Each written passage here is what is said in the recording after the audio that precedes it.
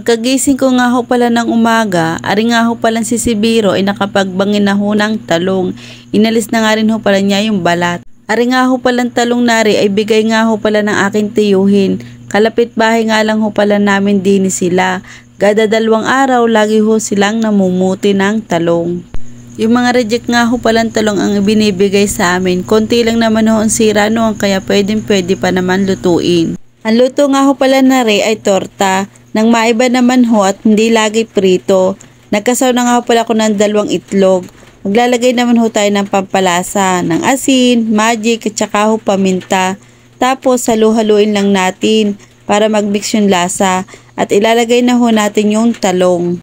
Pagkatapos ko nga ho palang mailagay, nagsalang na nga din ho pala ako dyan ng kawali. Kapag mainit na, maglalagay naman ho tayo ng mantika.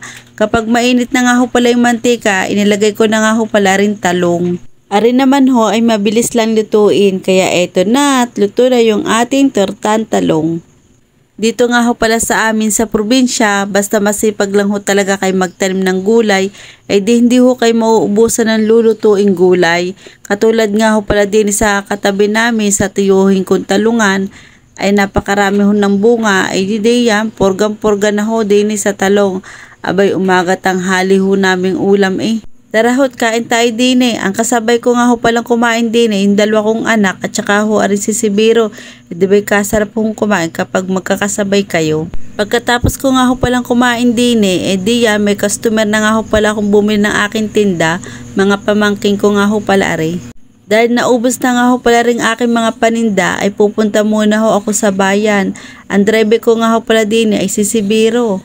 Maputik nga ho pala ang daan din sa amin kapag ho naulan. At pagdating ko nga ho pala din sa bayan, ay dumiretso na nga ho pala kami din sa bilihan ng mga kikiam.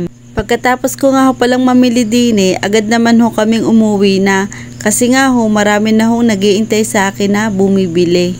Bago nga ho pala matapos aring aking video, ako nga ho pala nagpapasalamat sa mga sumusuporta sa akin at sa aking mga followers sa panonood ng aking vlog. Hanggang sa muli, bye!